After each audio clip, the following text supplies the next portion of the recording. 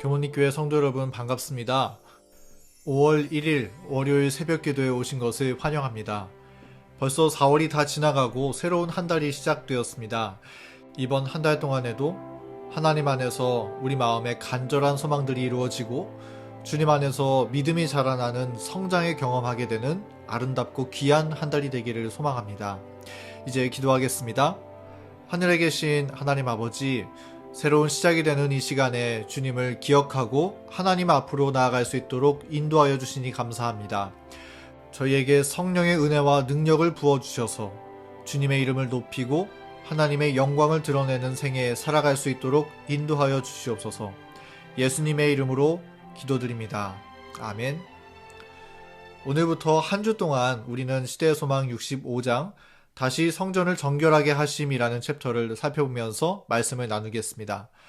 본문 말씀 마태복음 21장 12절부터 13절의 말씀을 읽겠습니다.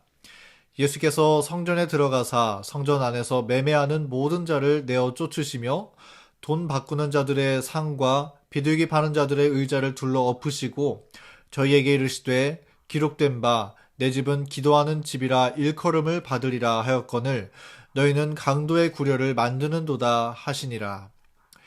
예수님은 공생애를 시작하시는 초기에 한번 성전을 방문하셔서 장사하는 제사장들을 쫓으시고 성전을 정결하게 하셨습니다. 그 말씀이 요한복음 2장 말씀에 나와 있는데요. 공생애 기간을 거의 다 보내신 이후에 예수님은 지금 우리가 읽는 마태복음 21장의 말씀에서 다시 한번 성전을 정결하게 하시는 일을 하셨습니다. 이렇게 예수님께서 그분의 사역의 시작과 끝에 성전을 정결케 하신 것은 특별히 택함받은 백성 유대인들이 성전 예배의 참 의미를 다시금 깨닫고 성전의 중심이신 예수 그리스도를 바라보시기를 간절히 바라는 마음으로 호소하시고 책망하시기 위한 주님의 목적이 있었던 것입니다. 당시 헤롯 성전의 구조를 살펴보면 성전 제사를 위한 공간이 여기에 있고 그리고 이곳에는 밭과 뜰이라고 불리는 이방인의 뜰이라는 공간이 있습니다. 이방인의 뜰은 반드시 유대인들뿐만 아니라 이방인들도 들어올 수 있는 공간이었습니다. 그래서 이방인들은 이 바깥 뜰을 통해서 성전에서 진행되는 거룩한 제사에 접근할 수 있었고 엄숙함과 경건함으로 예배에 동참할 수 있었던 것입니다. 그래서 이방인의 뜰의 공간까지를 포함해서 여기 전체를 거룩한 하나님의 전 성전이라고 불렀습니다. 그런데 제사장들이 그곳을 어떻게 활용했나요? 성경은 그들이 그 이방인의 뜰에 모여서 제사 제물들을 판매하는 상행위가 이루어졌다고 했습니다. 물론 당시에 먼 곳에서부터 순례를 떠나서 예루살렘으로 찾아온 순례자들에게 제사 제물을 팔 수 있었습니다. 그러나 그것은 이방인의 뜰 밖에서 이루어졌어야 마땅했지만 제사장들은 그들의 탐욕에 눈먼 나머지 성전 안에서까지 장사했었던 것입니다.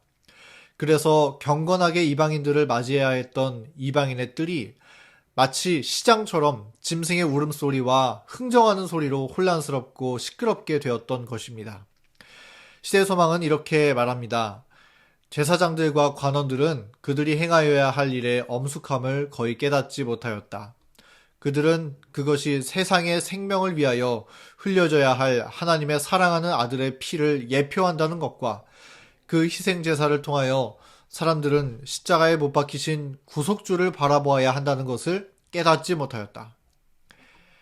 당시 제사장들은 그들이 마땅히 했어야 했던 성전에서의 거룩한 직무와 사명을 다 잊어버리고 그 의미를 거의 깨닫지 못한 채 제사의 형식만을 갖추었던 것입니다.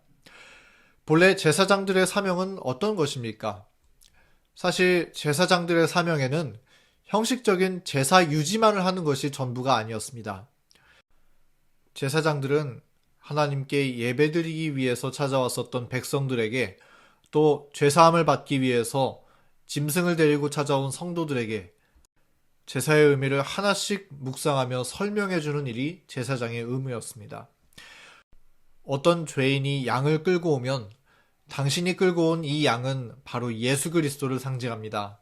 당신은 죄를 지었지만 당신이 아닌 이 양이 죽는 것처럼 예수 그리스도께서 당신의 죄를 짊어지고 죽으실 것입니다. 이렇게 설명해주고 제사의 의미를 깨닫게 해주고 예수 그리스도를 바라보게 하는 것이 제사장의 의무였습니다. 그래서 그러한 제사장들의 봉사를 통해서 성전에 찾아온 백성들이 하나님을 만나고 그리스도를 마음에 품고 간절하게 소망하게 되는 것이 제사장들의 본래 사명이었던 것입니다. 그래서 제사장들은 누구보다 제사의 의미를 잘 이해하고 예수님을 마음에 품고 있어야 마땅했지만, 그러나 당시 제사장들은 성전 봉사의 사명과 의미를 거의 잊어버렸습니다. 단지 형식적인 예배만을 진행하고 탐욕에 눈이 멀어 장사하는 데 재미를 볼 뿐이었습니다. 그래서 백성들은 성전에 나올지라도 하나님을 만나지 못하고 그저 형식적인 예배만 드리고 돌아가게 되었던 것입니다. 예수님은 바로 그러한 제사장들의 문제를 책망하시고 성전의 의미를 다시금 깨닫게 해주시기 위해서 주님의 신성과 권위를 가지고 성전을 정결하게 하시는 일을 하셨던 것입니다.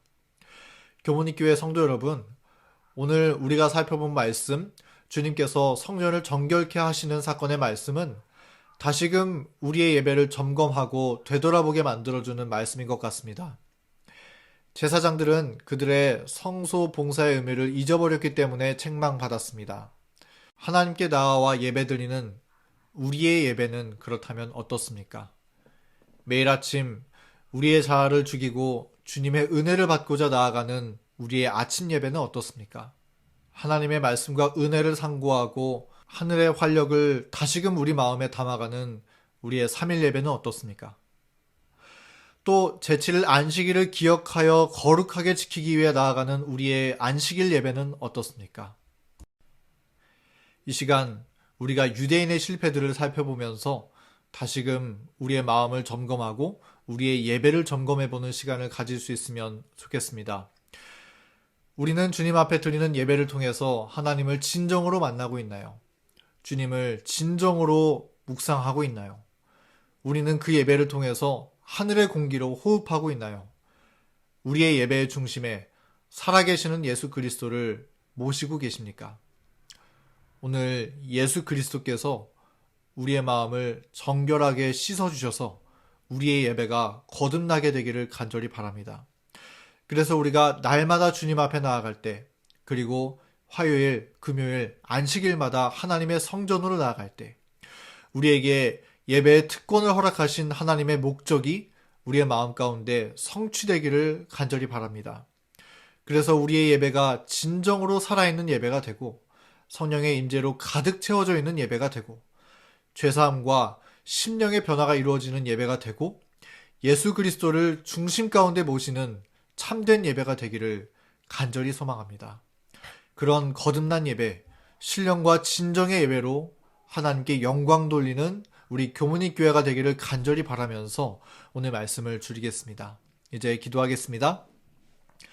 하늘에 계신 하나님 아버지, 5월이 시작되는 이 소중한 아침에 우리에게 은혜를 베풀어 주셔서 우리의 예배 가운데 살아계신 예수 그리스도를 모시게 하여 주시옵소서. 그래서 우리의 예배가 변화되고 우리의 마음이 변화되고 우리의 삶이 변화되는 주님의 손길을 경험할 수 있도록 인도하여 주시옵소서. 살아계신 예수 그리스도의 이름으로 간절히 기도합니다. 아멘. 오늘의 기도 제목을 말씀드리겠습니다. 5월달을 우리가 새 마음으로 출발하기를 함께 기도하시고요. 5월 한 달 동안의 교문익교회 예배와 행사를 위해서 기도해 주시기 바랍니다. 그리고 교회 환우분들을 위해서 계속해서 기도해 주시고요. 또 여러분들의 개인의 기도 제목을 두고 이 시간 기도하겠습니다.